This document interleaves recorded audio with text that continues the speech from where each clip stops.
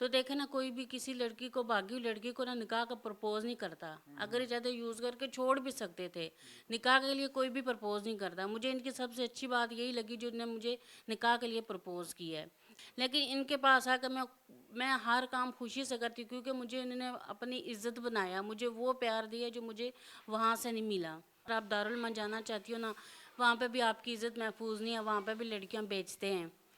तो अगर इज़्ज़त बचा के आई हो, तो अगर इज़्ज़त गंवानी है तो फिर दारुल मान चली जाए, लेकिन फ़ायदा कोई नहीं है। घर से इज़्ज़त बचा के आई हो तो फिर दारुल मान में भी वही काम है। शादी कैसे की आपने?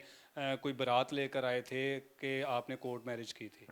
भैया बारात नहीं लेके लेके आए थे, क्योंकि इनके जब इन्होंने मेरे साथ शादी करने का फ़ैसला किया ना, तो इनके यानी कि जो रिश्तेदार थे उन्होंने भी, उनको पता चला कि ये घर से भाग के आए थे, तो इनको भी जो है ना घर से निकाल दिया था। जवाब दे दिए थे कि आप भी हमारे पास ना आओ।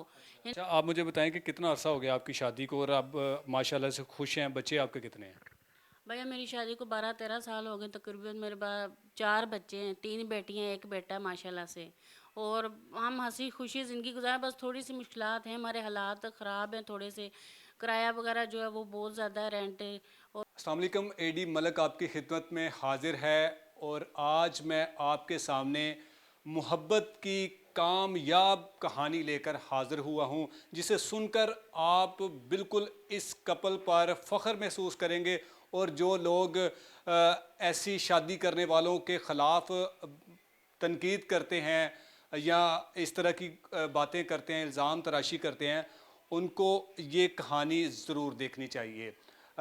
बिल्कुल, जब कलसूम ने कुछ अरसा पहले घर से भाग कर लाहौर पहुंची, तो इनका सरवर साहब से कैसे राबता हुआ और फिर किस तरह इनकी आपस में शादी हुई। थोड़ा सा मैं आपको ये भी बता दूं कि सरवर साहब पैदाइशी तौर पर माजूर हैं और वो मेहनत मजदूरी करते हैं। तो कलसूम जब कश्मीर से लाहौर पहुंची, तो बस से जब जैसे उतरी तो इन्हें कुछ लोग तंग कर रहे थे, तो इनके पास आई। बाकी की जो कहानी है कि कलसूम और सरवर की शादी कैसे हुई और आज ये किन हालात से गुज़र रहे हैं और इनको किन किन मुश्किलात का सामना करना पड़ा, ये इन्हीं की ज़ुबानी जानते हैं। सरवर साहब कैसे हैं आप? ठीक ठाक हैं? अल्हम्दुलिल्लाह भाईजान, दुआएं आप। अच्छा सरवर साहब, आप मुझे बताएं कि ये कैसे आपने पसंद की शादी की, कि क्या पहले भी आपका इनसे रब्ता था? नहीं सर, पहले राब्ता नहीं था। ये जब कश्मीर से आई हैं वहाँ पे बत्ती चौक उतरी हैं, वहाँ पे मेरा पीसीओ था। वहाँ पे इसको मतलब ना लड़के वगैरह जो हैं वो तंग वगैरह कर रहे थे। मैंने इनको अपने पास बुलाया, इन्होंने फिर मैंने सारी बात पूछी, क्या मसला आपको, क्या परेशानी है। इन्होंने फिर मुझे बताया कि मेरा ऐसे ऐसे मेरे कुछ घर में कोई ऐसे मसले थे जिसकी वजह से मैं घर से भाग के आई हूँ। कि घर में इसको कोई तशद्दुद करता था? हाँ जी, इसके जो चाचू थे ना, मतलब कि इसके वाल्द का बेचारे का वो ज़हनी तवाज़ुन नहीं ठीक था। ठीक है, भाई जो हैं वो काम पे रहते थे। एक भाई जो उसकी शादी हुई हुई थी, वो समझ लो कि अपनी बीवी के बच्चों के बारे में सोचता था। ठीक है, मतलब कि इसके बारे में कोई भी नहीं सोचता था। इसकी वालदा ने इसको चाचू के पास छोड़ दिया कि चलो चाचू इसका मुस्तकबिल अच्छा बनाएगा, क्योंकि चाचू भी बाप की जगह पे होता है। ठीक है, वो इसको खुद लेके गए हैं इधर से, अपने घर, इसके घर से ना खुद लेके गए हैं कि हम इसका मुस्तकबिल अच्छा बनाएंगे, ये करेंगे वो करेंगे। वहाँ पे भी जाके इन्होंने ना, मतलब कि इसके जो चाचू हैं, जो चाची है, वो बहुत जुल्म करने लग गए। घर के सारे काम भी करवाने, तशद्दुद भी करना, ऊपर से किसी बच्चे से बात करना, उस पर भी शक करना कि ये इसके साथ पता नहीं गलत है, क्यों इसके साथ बात करे। किसी लड़की के साथ बात करने की इजाज़त नहीं हुआ करती थी। ठीक है, इतना तशद्दुद करते थे कि ये वहाँ से मतलब ना बहुत तंग पड़ गई थी। तो फिर इसने सोचा कि मतलब मैं क्यों ना हो सके कि मैं इस अजाब से निकल जाऊँ। फिर वहाँ से ये छोड़ के इधर लाहौर में आई थी बत्ती चौक। अच्छा, जब ये आपने जैसे बताया कि बत्ती चौक जब उतरी बस से, तो कुछ लोग इन्हें तंग कर रहे थे, तो फिर आपके पास कैसे आई कि आप इनके पास गए थे? नहीं सर, मैं तो आपको पता है डिसेबल हूँ, चल फिर सकता ही नहीं हूँ। ठीक है, मेरे पास एक बच्चा खड़ा हुआ था, मैंने देखा ना जब ये रो भी रही थी बेचारी। ठीक है, मैंने सोचा कि यार पता नहीं क्या परेशानी, कोई इसको लेने आ रहा है, कोई क्या मसला क्या नहीं। मैं कहा चलो पूछूं तो सही मैं इससे, इंसानियत के नाते चलो पूछना चाहिए, इंसान का फ़र्ज़ है। ठीक है, मैंने बच्चे को भेजा, इसको बुला के लाओ भाई। ये जब आई मेरे पास, ये रोती रोती आई हैं। मैंने कहा क्या मसला है, आपने कहाँ जाना है, क्या मसला, क्यों आप ऐसे खड़ी हुई हैं, कोई लेने आ रहा है आपको। इसलिए फिर मुझे सारी अपनी बात बताई। जब फिर मैंने इनको अपनी बात बताई, मैंने कहा आप बैठ जाएँ, आप भी हमारे जैसी हैं कि जो हमारे साथ सलूक हुआ है वही आपके साथ हो रहा है। ठीक है, आप भी किसी के दरवाज़ों पे रह रही हो, हम भी ऐसे ही रह रहे हैं। ठीक है, हमारे ऊपर भी बहुत मुश्किलात थी, शुरू से मतलब कि ना वाल साहब ने सहारा दिया ना वालदा ने सहारा दिया, किसी बहन भाई मतलब कि भाई तो हम तीन थे, वो तीनों डिसेबल थे हम खुद, ठीक है। तो हमारे ऊपर कोई भी अपना मतलब कि ना साया नहीं था हमारे ऊपर, कभी किसके दरवाजे पे रहना, कभी किसके, कभी किसने छोड़ देना कि जाओ निकल जाओ हमारे घर से। यहाँ तक कि उनके बच्चे जो होते हैं वो कह देते थे कि भाई आप तो हमारे घर में रह रहे हो, यहाँ से भाग जाओ, ऐसे वो है। तो खाने के भी पैसे देने, सारा कुछ करना, सड़कों पे भी रहते रहे, बहुत मुश्किलात हालात देखे हैं क्योंकि अच्छा सरवर साहब, आपसे भी दोबारा से गुफ्तगू करते हैं। तो कुलसूम बहन, आप मुझे ये बताएं कि आप जब कश्मीर से लाहौर पहुंची, तो जब इनसे आपका राब्ता हुआ तो फिर कैसे इन्होंने आपको प्रपोज़ किया कि शादी कर लेते हैं और फिर आज आप इकट्ठे हैं? भैया प्रपोज ये इन्होंने मुझे एक दो दिन ना अपने कज़न के घर छोड़ा था। उन्होंने मुझे सिर्फ ये बात बताई थी कि अगर आप दारुल मन जाना चाहती हो ना, वहाँ पे भी आपकी इज़्ज़त महफूज नहीं है, वहाँ पे भी लड़कियाँ बेचते हैं। तो अगर इज़्ज़त बचा के आई हो, तो अगर इज़्ज़त गंवानी है तो फिर दारुल मान चली जाए, लेकिन फ़ायदा कोई नहीं है। घर से इज़्ज़त बचा के आई हो तो फिर दारुल मान में भी वही काम है। घर में क्या मसला था जो आप कह रही हैं कि जी इज़्ज़त बचा के आई हैं? तो भैया घर में ये था कि देखे ना, अब तरह तरह के इल्ज़ामात लगाते थे हर किसी के ऊपर, यानी कि अब देखे ना, कोई 10-12 कौन लगाता था इल्ज़ाम? चाचू वगैरह थे, चाची थी मेरी, 10-12 बच्चों को सुपारा पढ़ाती, 10-12 साल का जो बच्चा है, अब देखे वो छोटा सा बच्चा क्या करेगा। उससे कोई बात करती थी तब भी कहते थे तुम गलत हो, कोई लड़की पास आके खड़ी होती थी तब भी शक की नज़र से देखते थे। छत पे जाने की जैसे काम वो पूरे पूरे लेते थे, हर घर का काम हर कुछ करवाते थे। कोई काम गलत होता नहीं तब बातें शुरू कर देनी, तब मार वगैरह शुरू कर देनी थी, आप ऐसी हो, माँ बाप ने कुछ सिखाया नहीं है, माँ ने ये नहीं किया, माँ ने वो नहीं किया, यानी कि हर बात पर टॉर्चर करते थे। कोई भी बात उनके चली जाती थी ना, वो बेल्ट पकड़ लेना, स्टिक वगैरह पकड़। यानी कि आपके कहने का मकसद है कि घर में जो आपके चाचू थे या आपकी चाची थी वो आप पर तशद्दुद करते थे, आप उनसे तंग आकर आपने घर छोड़ने का फैसला कर लिया। हाँ जी भैया, ऐसी बात है। तो फिर इनसे कैसे रब्ता हो गया? भैया इनसे रब्ता, मैं वहाँ से जब लाहौर आई ना, तो बत्ती चौक सामने बस स्टैंड था, बस से नीचे उतरी हूँ, उधर बस स्टैंड के ऊपर खड़ी हुई थी। तो उधर कुछ लड़के वगैरह तंग कर रहे थे, फिर इन्होंने बच्चा भेजा था, मुझे अपने पास बुलाया था कि वो लेडीज़ खड़ी, उनसे पूछो क्या मसला है। रो भी रही थी, ज़ाहिर में नया शहर था, मैं तो पहली बार थी, मुझे तो लाहौर का पता भी नहीं था कि कहाँ जाना है कहाँ नहीं जाना, फर्स्ट टाइम उतरी थी वहाँ पे।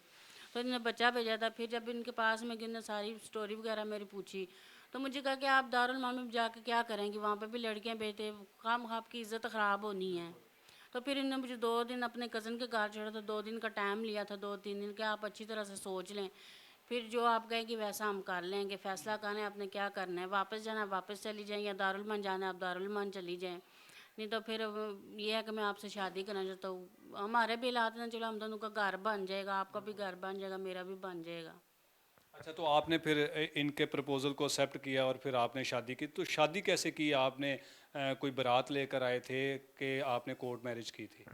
भैया बारात नहीं लेके लेके आए थे, क्योंकि इनके जब इन्होंने मेरे साथ शादी करने का फ़ैसला किया ना, तो इनके यानी कि जो रिश्तेदार थे उन्होंने भी, उनको पता चला कि ये घर से भाग के आए थे, तो इनको भी जो है ना घर से निकाल दिया था, जवाब दे दिया था कि आप भी हमारे पास ना हो, यानी कि आप जहाँ आपने जाना चाहते जहाँ हम आपको नहीं रख सकते, लड़की भाग के ये ना हो को कल को कोई हमें कोई मसला बन जाए, कोई हमें पकड़ के ले जाए। आपको पता है 100 तरह आजकल देखिए आप 100 तरह के मामला होते हैं इंसान के साथ। इनके अम्मी अबू ने भी इनको जा कि आपने अगर इसके साथ शादी करनी है ना, तो आप फिर फारिग हो, हमारे पास नहीं आना, आपने आना। फिर हमने कोर्ट मैरिज की थी। अच्छा, तो अब जब से आपकी शादी हुई है माशाल्लाह से कैसी ज़िंदगी गुजर रही है? और भाई तो पहले भी जो पैदाइशी डिसेबल है, माजूर हैं, तो इनके जो मामलात है, इनको आगे पीछे ले जाना, ये सारे ज़िम्मेदारी आपके सर जब आ गई तो आपको फिर कैसा महसूस होता है कि ये ज़िम्मेदारी जो इनको चाहिए था कि जी, क्योंकि हर लड़की की ख्वाहिश होती है कि जी उसका जो खावंद हो वो चलता फिरता इंसान हो, तो आप पर तो ये भी बहुत बड़ी ज़िम्मेदारी है। भैया ख्वाहिश हर लड़की की होती है कि चलता पे, मेरी भी है कि ये चले फिरें, डिसेबल है, क्योंकि देखे ना, अब मैं किसी टाइम घर पे ना हूँ, ये तो खुद पानी भी नहीं पी सकते। मेरी भी ख्वाहिश है कि ये खुद चले फिरे, मैं इनको अपने कदमों पे चलता हुआ देखना चाहती हूँ। लेकिन जो दूसरी बात है ये जिम्मेदारी की, जिम्मेदारी तो मैं वहाँ पे भी पूरी करती रही हूँ बेटी बांध के, लेकिन उन्होंने कुछ मुझे सिला नहीं दिया। लेकिन इनके पास आकर मैं हर काम खुशी से करती हूँ, क्योंकि मुझे इन्होंने अपनी इज्जत बनाया, मुझे वो प्यार दिया जो मुझे वहाँ से नहीं मिला। अच्छा, अगर आपसे निकाह के बजाय आपको इस्तेमाल करते और उसके बाद छोड़ देते तो फिर आपको कैसा लगता? और इसने सबसे पहले आपको निकाह के लिए प्रपोज़ किया कि मैं आपसे शादी करना चाहता हूँ, जो कि बड़ा अच्छा इन्होंने फ़ैसला किया और फिर आज तक ये उस फ़ैसले के ऊपर कायम भी हैं, तो आपको कैसा लगा है? भैया वही बात है ना, मुझे इनका यही लफ्ज़ बहुत ज़्यादा अच्छा लगा उस समय जब, अगर मैंने इनका प्रपोजल एक्सेप्ट किया ना, तो देखे ना, कोई भी किसी लड़की को, भागी हुई लड़की को ना निकाह का प्रपोज नहीं करता। अगर ये ज़्यादा यूज़ करके छोड़ भी सकते थे, निकाह के लिए कोई भी प्रपोज नहीं करता। मुझे इनकी सबसे अच्छी बात यही लगी जो इन्होंने मुझे निकाह के लिए प्रपोज किया है। इसीलिए मैंने इनका प्रपोजल एक्सेप्ट भी किया कि इन्होंने मुझे निकाह का कहा है। अगर दूसरे लड़का होता तो यूज़ करके छोड़ भी सकता था। आपके घर वालों ने नहीं आपको तलाश करने की कोशिश की, या फिर इनके जब पता चला हो कि आपने शादी कर लिया तो इनके ऊपर किसी किस्म का कोई केस करने की कोशिश की हो?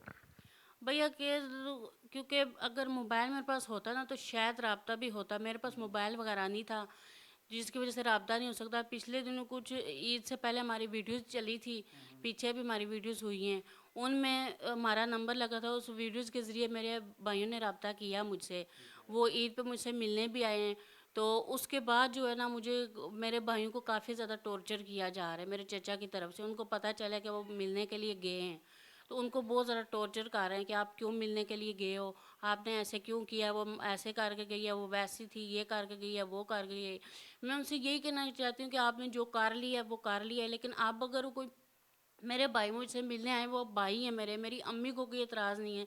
देखें ना, वालदेन से बड़ा कोई भी नहीं होता, ठीक है। तब किसी को क्यों नहीं याद आया? तब तो सारे रिश्तेदार थे, मरे तो नहीं थे ना।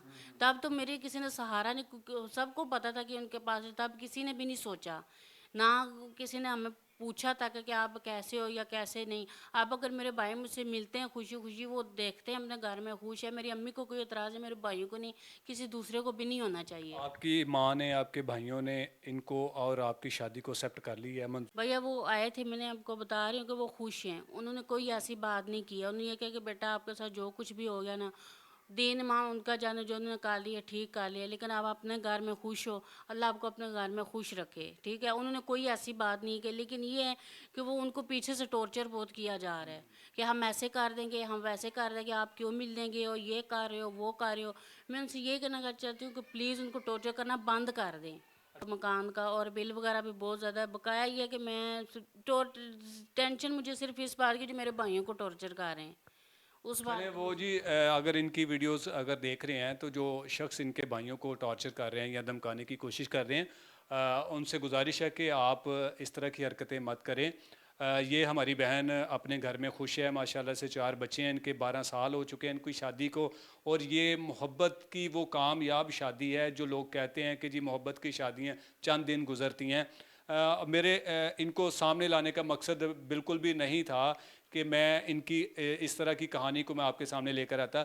इनसे मैंने ऑफ द रिकॉर्ड स्टोरी बनाने से पहले मैंने इनसे इजाज़त ली, इनसे सारी मालूमात ली, और फिर उसके बाद जो कुछ इन्होंने बताया वो बिल्कुल इनकी हकीकत पर मबनी ये स्टोरी है। और इनकी ज़िंदगी बड़ी मुश्किलात से गुज़र रही है, क्योंकि मेरे भाई सरवर पैदाइशी माजूर हैं। वो मज़दूरी करते हैं, कुछ चीज़ें बेचते हैं किसी जगह पर। उनसे पूछते हैं, अगर आप इनकी मदद करना चाहते हैं, इनकी माली मदद करना चाहते हैं ताकि ये अपनी ज़िंदगी को बेहतर बना सकें, अपने बच्चों का बेहतर मुस्तकबिल बना सकें, तो ये स्क्रीन पर इनका नंबर मैं दे रहा हूँ। आप इनसे इस नंबर पर रब्ता करके आप जितनी मदद हो सकता है आप इनकी ज़रूर कीजिएगा। आप इनसे मिलना चाहें तो इस नंबर पर आप रब्ता करके इनसे एड्रेस पूछ सकते हैं, इनके घर आ सकते हैं, इनसे मिल सकते हैं। इनके सर पर कुछ कर्ज भी है, और अगर कोई अल्लाह का बंदा इनका कर्ज उतारना चाहे तो वो भी इनसे रब्ता कर सकता है। किराए के घर में रहते हैं, और आजकल के हालात तो आपको बिल्कुल ये जानते हैं कि किस तरह मुश्किल हालात से गुज़र रहे हैं।